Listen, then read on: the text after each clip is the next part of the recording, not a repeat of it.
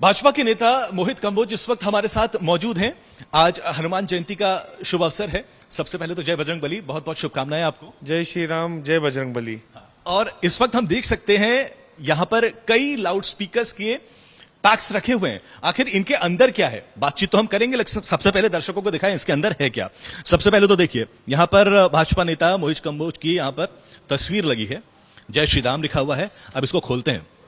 अब इसके अंदर आप देखिए लाउड स्पीकर का जो पूरा तामझाम होता है, पूरा जो साजो सामान होता है वो यहां पर है।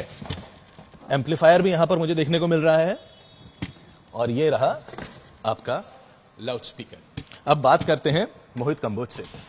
आपने कहा था हनुमान जयंती का ही वो शुभ अवसर होगा जब डिस्ट्रीब्यूशन शुरू किया जाएगा। कहां पर डिस्ट्रीब्यूशन हो रहा है और ये पूरा डिस्ट्रीब्यूशन का मकसद क्या है? देखिए, आज हमने मुंबई में इसका डिस्ट्रीब्यूशन चालू किया है। मुंबई में जो मंदिरों से हमको दरख्वास्त आई थी उनको निःशुल्क लाउड स्पीकर देने का काम हमने चालू किया है।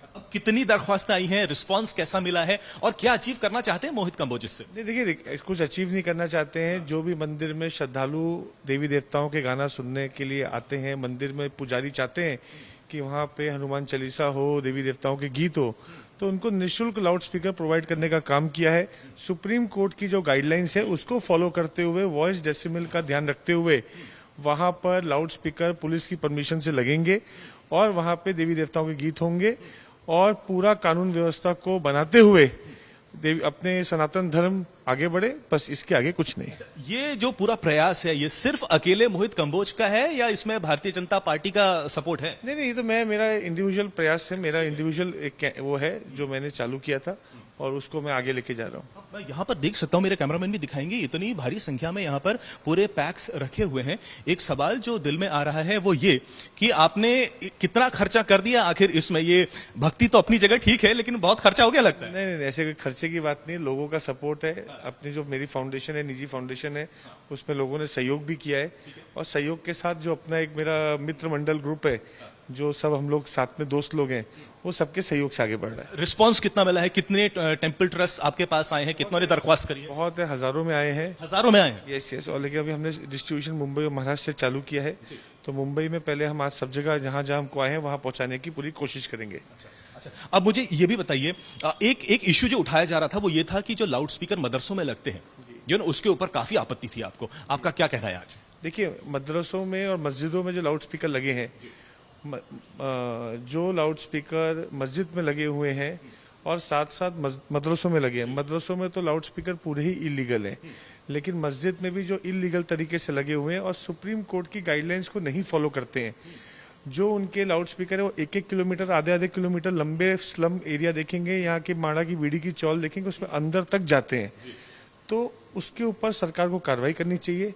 या तो उसको महाराष्ट्र सरकार लीगलाइज कर दे या जो सुप्रीम कोर्ट और हाई कोर्ट की गाइडलाइंस है उसको फॉलो करने का उनको आदेश दे। दूसरी तरफ हम देख रहे हैं मनसे नेता राज ठाकरे हैं, वो पूना में है, हनुमान जयंती है, महाआरती में वो सम्मिलित होने वाले हैं। उनका लाउड स्पीकर्स को लेकर जो एग्रेसिव स्टांस रहा है, जो सरकार को अल्टीमेटम भी दे दिया है, उसे आप कैसे देखते हैं? देखिए, वो उनकी भूमिका है, उनका स्टैंड है और वो जो भूमिका स्टैंड लेते हैं वो उनका निजी स्टैंड है, उनकी पार्टी का स्टैंड है। और जो उनका स्टैंड है, देखिए लीगली उन्होंने एक बात बहुत अच्छी बोली, ये कोई रिलीजन की लड़ाई नहीं है, ये सोशल लड़ाई है। और जिस हिसाब से आज पास टाइम जो लाउड स्पीकर में पूरे वॉइस डेसिमल और सुप्रीम कोर्ट की धज्जियां उड़ाते हुए जिस हिसाब से अजान होती है, उसको उन्होंने बोला या तो नॉइस को कम करो या तो उसको हटाओ। तो मुझे लगता है कि सबको कानून का फॉलो करते हुए अगर लाउड स्पीकर पे, देखिए किसी भी धर्म के खिलाफ कोई भी नहीं है। हर धर्म के अंदर जो भी रीति रिवाज से पूजा पाठ है वो होनी चाहिए, चाहे हिंदू है, चाहे मुस्लिम है, चाहे सिख है या ईसाई है। लेकिन लोगों को उससे इनकन्वीनियंस और तकलीफ हो, ये काम नहीं होना चाहिए। मेरा ऐसा स्पष्ट मानना है कि उन्होंने जो बात कही है उसको भी उनको फॉलो करना चाहिए और अपने को उनको सुप्रीम कोर्ट की गाइडलाइंस के अंदर मस्जिदों को लाना चाहिए।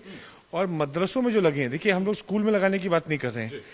आज स्कूल में लाउड स्पीकर लगेंगे और मदरसों में लगे, दोनों एक समान हो गए। तो आप मस्जिदों में लगाने की बात थी, आप उसको आज अगर एक एरिया में 2 मस्जिद और 45 मदरसे हैं तो 2 मस्जिद में भी लगते हैं, 45 मदरसों में भी लाउड स्पीकर लगते हैं। तो इस तरह की जो एकदम कानून की धज्जियां उड़ाने की बात है तो ये बहुत गलत है और महाराष्ट्र सरकार को तो इस पर कार्रवाई करनी चाहिए। इल्जाम तो ये लग रहा है ना, लेकिन शांति व्यवस्था भंग करने का ये एक प्रयास है। देखिए, अगर लॉ एंड ऑर्डर की कोई बात उठाए और सोशल कॉज की बात उठाए तो ये शांति शांति भंग करने की बात है तो ये तो सरकार खुद अपनी आइडियोलॉजी देखिए। आज उद्धव ठाकरे साहब जब 1995 में महाआरती की बात करते थे, हृदय हिंदू सम्राट बाला साहब ठाकरे जी, तो उद्धव जी के शांति की बात बोलते थे क्या? आज मुख्यमंत्री जी शांति की बात बोले क्योंकि उनकी आइडियोलॉजी अब कांग्रेस वाली हो गई, सेकुलर हो गई। अब वो किस आइडियोलॉजी पे चले गए? और मैं तो बोलता आइडियोलॉजी भी छोड़िए, ये तो एक सोशल कॉज है कि आज अगर हॉस्पिटल्स के बगल में, मस्जिदों के बगल में इतने बड़े लाउड स्पीकर लगते हैं, एशियन हॉस्पिटल के बाजू में बैरामपाड़ा है, लीलावती हॉस्पिटल के बाजू में नरगिसत नगर है, मरीन लाइन्स की मस्जिद के बगल में आज वो बॉम्बे हॉस्पिटल है, तो वहां मरीजों को दिक्कत नहीं हो रही है। स्कूल में पढ़ने वाले बच्चों के बगल में मदरसे हैं, वहां पे जिस हिसाब से लाउड स्पीकर उनको दिक्कत होती है।